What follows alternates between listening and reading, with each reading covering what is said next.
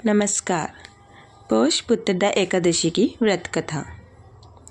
धर्मराज युधिष्ठिर कहने लगे, हे भगवान, आपने पौष कृष्ण एकादशी अर्थात सफला एकादशी का महात्म्य बताकर बड़ी कृपा की। अब आप कृपा करके मुझे पौष माह के शुक्ल पक्ष की एकादशी के विषय में भी बतलाइए। इस एकादशी का क्या नाम है तथा इस व्रत का क्या विधान है, इसकी विधि क्या है, इसका व्रत करने से किस फल की प्राप्ति होती है और उसमें कौन से देवता का पूजन किया जाता है। कृपया यह सब विधान पूर्वक कहिए। भगवान श्री कृष्ण बोले, पौष माह के शुक्ल पक्ष में आने वाली इस एकादशी को पौष पुत्रदा एकादशी कहा जाता है।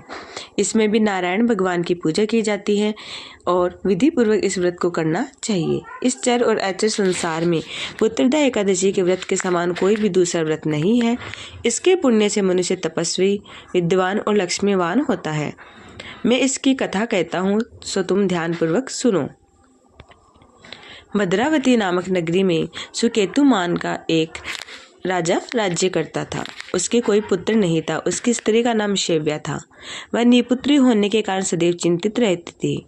राजा के पितर भी रो रो कर पिंड लिया करते थे और सोचा करते थे कि इसके बाद हमको कौन पिंड देगा। राजा को भाई बांधव, धान, हाथी, घोड़े, राज्य और मंत्री, इन सब में से किसी से भी संतोष नहीं होता था। वह सदैव ही विचार करता था कि मेरे मरने के बाद मुझको कौन पिंड दान करेगा। बिना पुत्र के पितरों और देवताओं का ऋण मैं कैसे चुका सकूंगा। जिस घर में पुत्र न हो उस घर में सदैव अंधेरा ही रहता है। इसलिए पुत्र उत्पत्ति के लिए प्रयत्न करना चाहिए। जिस मनुष्य ने पुत्र का मुख देखा है वह धन्य है।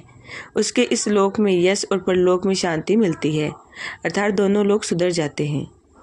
पूर्व जन्म के कर्म से ही इस जन्म में पुत्र, धन आदि प्राप्त होते हैं। राजा इसी प्रकार रात दिन चिंता में लगा रहता था। एक समय तो राजा ने अपने शरीर को त्याग देने का निश्चय किया, परंतु आत्मघात को महान पाप समझकर उसने ऐसा नहीं किया। एक दिन राजा ऐसा ही विचार करता हुआ अपने घोड़े पर चढ़कर वन को चल दिया। पक्षियों और वृक्षों को देखने लगा।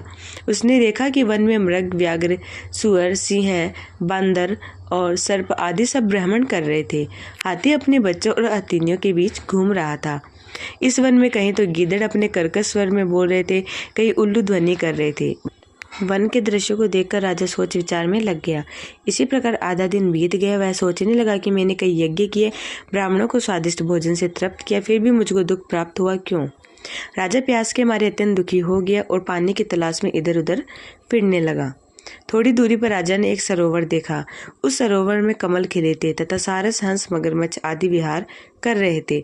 उस सरोवर के चारों तरफ मुनियों के आश्रम बने हुए थे। उसी समय राजा के दाहिने अंग फड़कने लगे। राजा शुभ शकुन समझकर घोड़े से उतरकर मुनियों को दंडवत प्रणाम करके बैठ गया। राजा को देखकर मुनियों ने कहा, हे राजन, हम तुमसे अत्यंत प्रसन्न हैं। तुम्हारी क्या इच्छा है, सोच कहो। राजा ने पूछा, महाराज आप कौन हैं और किस लिए यहाँ आए हैं, कृपा करके बताइए। मुनि कहने लगे, हे राजन, आज संतान देने वाली पुत्रदा एकादशी है। हम लोग विश्वदेव और इस सरोवर में स्नान करने के लिए आए हैं।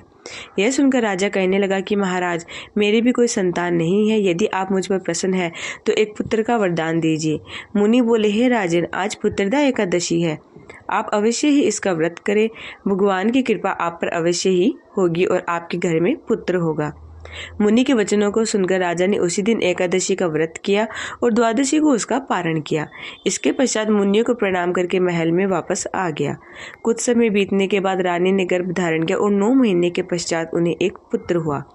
वह राजकुमार अत्यंत शूरवीर, यशस्वी और प्रजापालक हुआ। श्री कृष्ण बोले, हे राजन, पुत्र प्राप्ति के लिए पुत्रदा एकादशी का व्रत करना चाहिए।